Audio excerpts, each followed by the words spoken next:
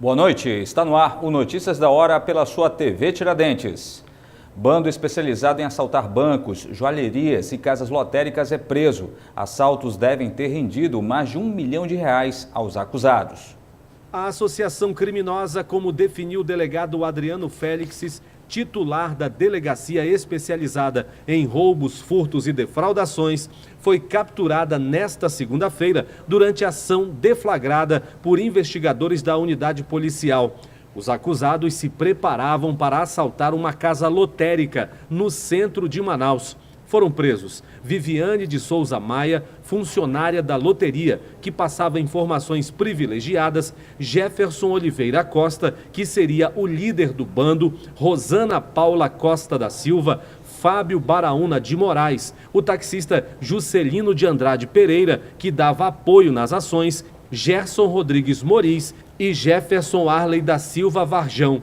Eles foram presos pelas equipes da Delegacia de Roubos e Furtos em flagrante por roubo majorado, tentado e associação criminosa. O delegado Adriano Félix ressaltou que as investigações em torno do bando começaram em agosto deste ano, após os acusados cometerem um roubo a uma agência bancária no Distrito Industrial. A maioria é de alta periculosidade. Nós começamos a acompanhar essa associação criminosa, inclusive com indivíduos de alta periculosidade. A maioria dos integrantes dessa associação tem passagem pela polícia, não só por tráfico e associação ao tráfico, como por roubos.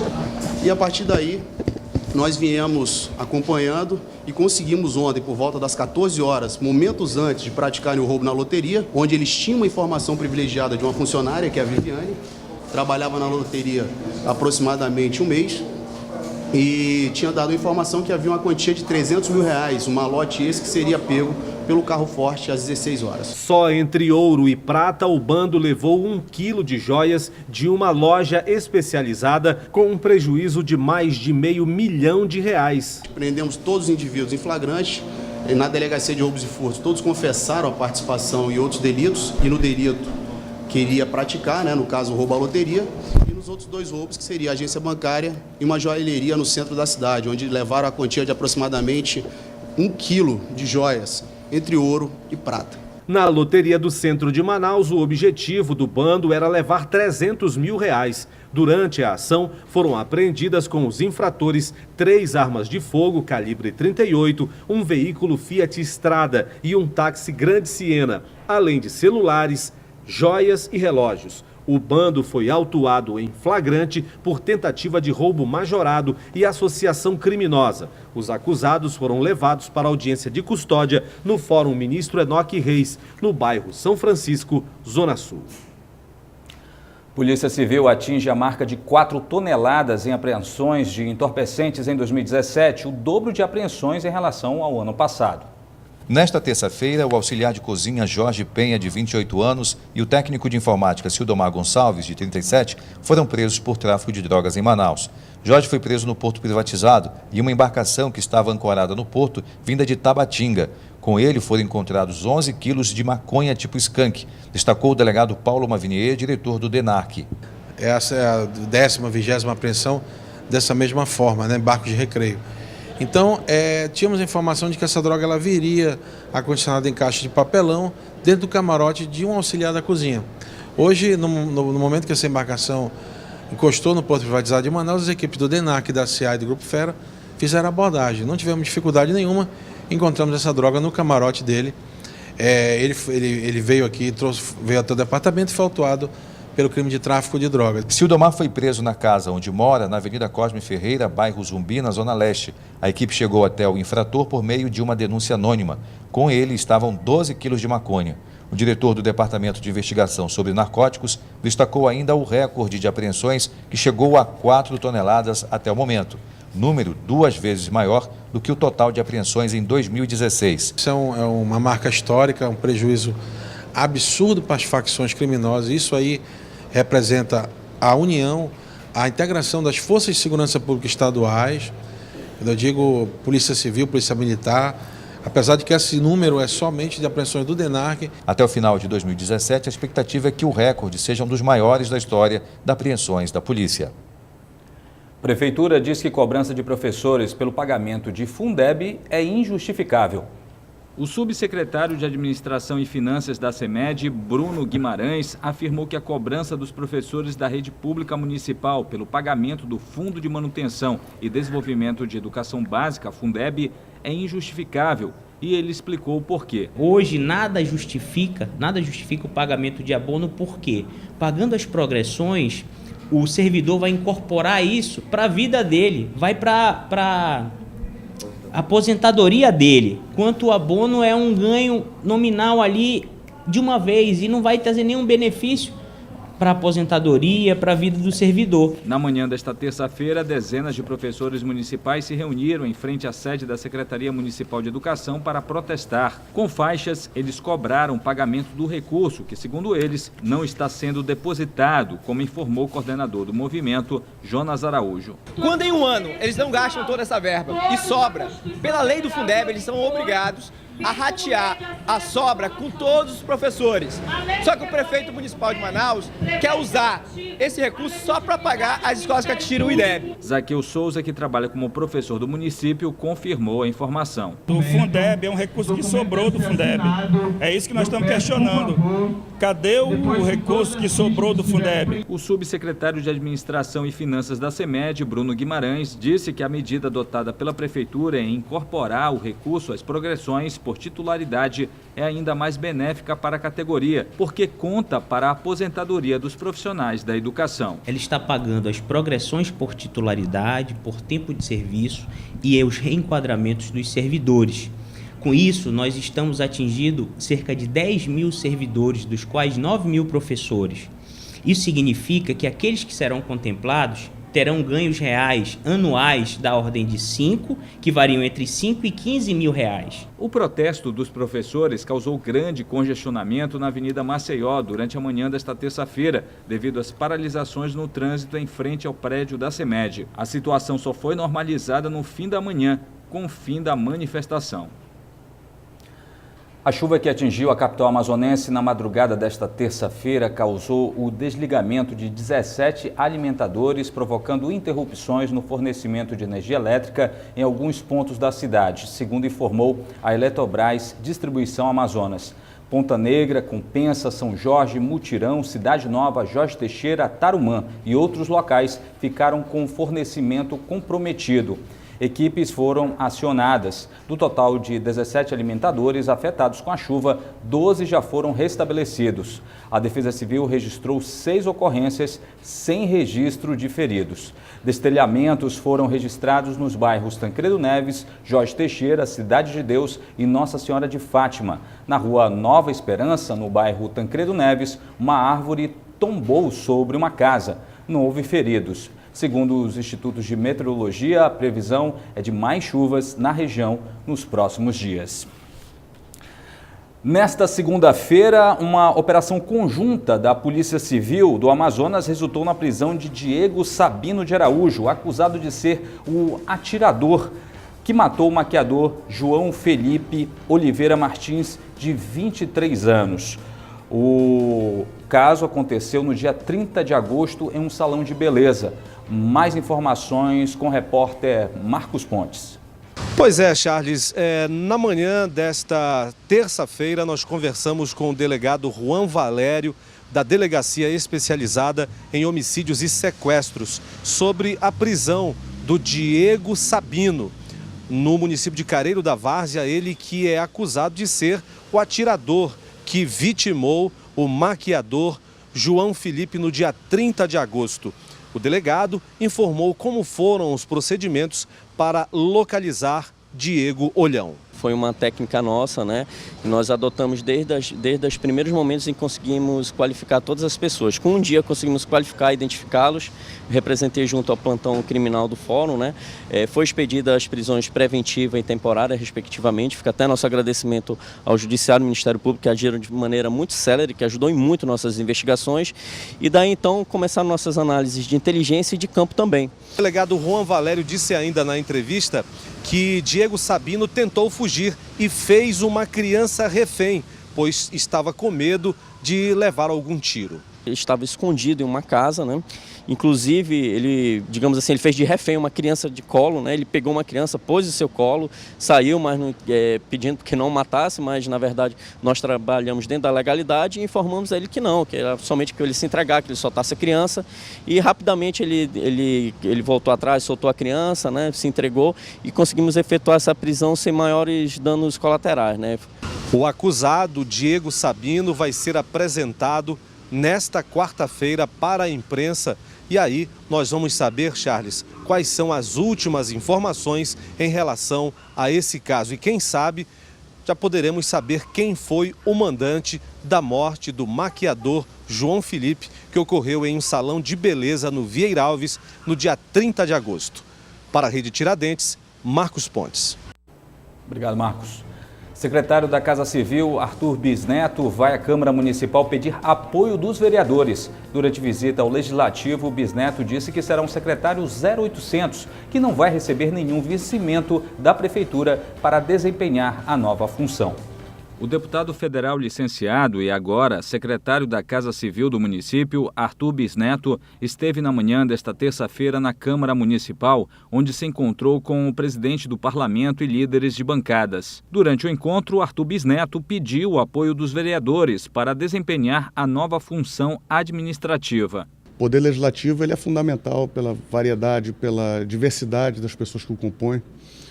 Eu vejo que a Prefeitura tem que ter um laço mais próximo ainda, já tem, mas uma coisa mais próxima ainda, para que as discussões todas dos programas, de tudo que diz respeito à realidade de Manaus, seja uma tônica fora e dentro da Câmara. O presidente da Câmara Municipal, Wilker Barreto, garantiu que o novo secretário terá total apoio do Legislativo. Nós precisamos ter uma relação harmônica, porque o interesse comum da Prefeitura e da Câmara Municipal de Manaus são enfrentar os problemas da cidade. Arthur Bisneto disse que está tranquilo quanto às críticas recebidas após a nomeação.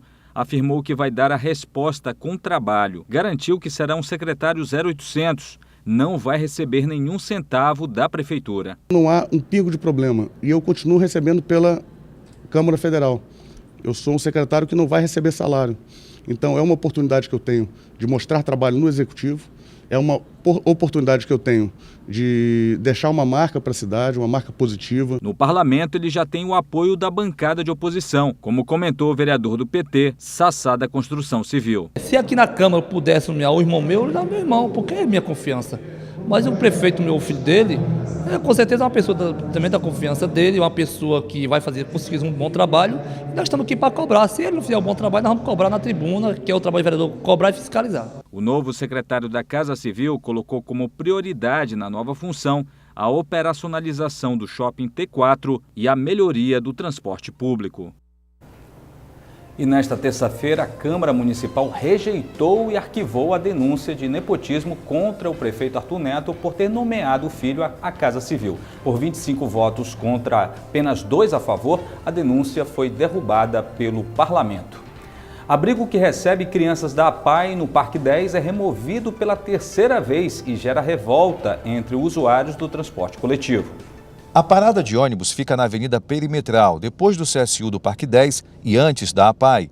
Recebe usuários das imediações, mas principalmente famílias e crianças atendidas pela APAI. Maria das Graças é a avó de Camila Vitória, de 9 anos, que frequenta a associação. Era bom para as crianças, né? Que aqui é uma parada, a gente pega chuva, pega sol, né? E tem crianças doentes da APAI, né? Que vem para cá, a gente precisa dessa parada. Joana Silva também pega ônibus com a filha no início da tarde, geralmente o horário mais quente do dia. Também está indignada com mais uma remoção da parada. Aí é complicado, porque quando a gente desce com as crianças, ela pode correr risco de cair aqui, olha, fora que não tem nenhuma cobertura quando chove. Segundo testemunhas, pessoas que pegam ônibus no local, 3 vezes já foram removidas as paradas que são colocadas aqui pela SMTU, pela Prefeitura. Dessa vez foram colocados alguns vasos chumbados no chão com cimento para que seja mais difícil ainda removê-los daqui, caso a Prefeitura tente. Descobrimos que a parada foi removida porque estava fora dos padrões municipais. O odontologista Walter de Grande afirma que é o mais prejudicado com a parada na calçada dele. Janelas quebradas, tentativas de invasão, fezes e urina nos arredores da parada. Estava atrapalhando porque colocaram um puxadinho, não foi uma parada de ônibus, colocando acima da minha janela. As fotos que eu estou mostrando para você, ele mostra claramente que eu não consigo trabalhar com pouca iluminação e ventilação. Também teve aquelas fotos que eu mostrei de tentativa de roubo. Quebraram meu vidro. Minha secretária foi assaltada 2 vezes ali na frente. Outra coisa, os usuários fazem xixi, cocô ali no meu estacionamento, quebraram todos os meus vasos. O dentista afirma que encaminhou para a SMTU um projeto para a construção de uma parada adequada no CSU do Parque 10, mas até agora não foi ouvido. Eu não tenho poder de tirar, eu tive a vontade, o desejo como cidadão, pagador de impostos, de tentar resolver esse problema. Porque meus pacientes também usam a parada. Eu quero uma parada digna, então eu fiz lá no CSU. E eu não sei por que está faltando essa vontade. Engenharia, tudo é possível. A Superintendência Municipal de Transportes Urbanos confirmou o impasse no local e a nova remoção da parada. Também destacou o envolvimento do Ministério Público Estadual na causa e promete em breve uma solução definitiva para o problema para a parada de ônibus que atende os usuários nas proximidades do CSU do Parque 10.